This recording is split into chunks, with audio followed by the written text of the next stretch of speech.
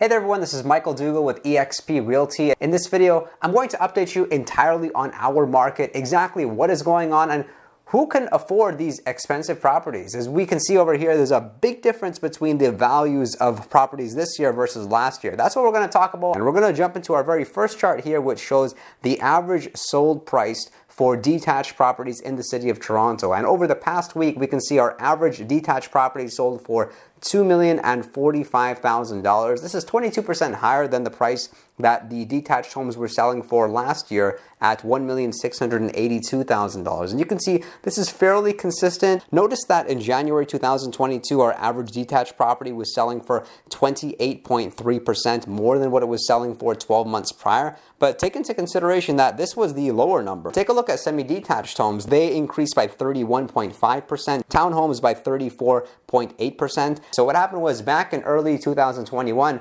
there was a shortage of inventory, or so we thought, but now it's not a shortage, it's an extreme shortage of inventory. So the main question is how are people able to afford such expensive properties? And really what the answer is that there's not a lot of first-time buyers in the marketplace right now. The first-time buyers are on the sideline hoping for a downturn or praying for a downturn, whereas the majority of the purchasers out there are people who've already sold their homes. So they're selling a property in order to move into another property. However, we're also noticing that investors are back in the market. We're seeing that investors, developers, builders, they're confidently purchasing because they have the expectation that prices will be going up. Not like 2018 when the market was very slow. We were seeing that sellers didn't want to list their properties and investors or developers were not in the market at all. So right now we can see very high demand, very low supply. What is very challenging is identifying how much a property will sell for in the marketplace. If, for example, I'm working with a buyer and we are going into a bidding war situation and really not knowing how much to bid because you cannot find comparables that are similar to the subject property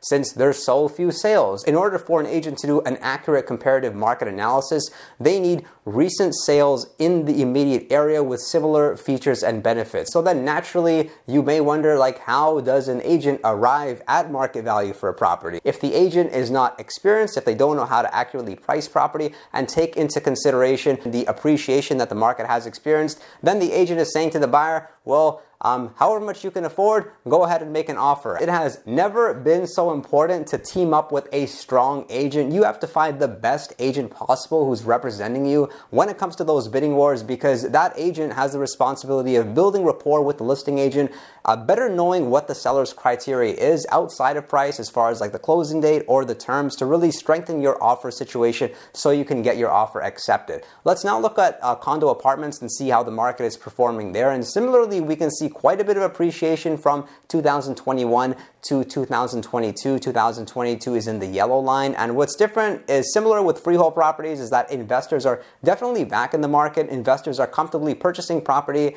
What's different now with the COVID restrictions is that purchasers are able to go to the condo buildings and see some of the amenities. Like before, a lot of the pools were closed, exercise rooms were closed. Now, it's going to depend, of course, on the building, but we're seeing that buyers have a bit more confidence going out and looking at condos. So we can see here over the past week, the prices did appreciate by 25%. This is the week of February 12th.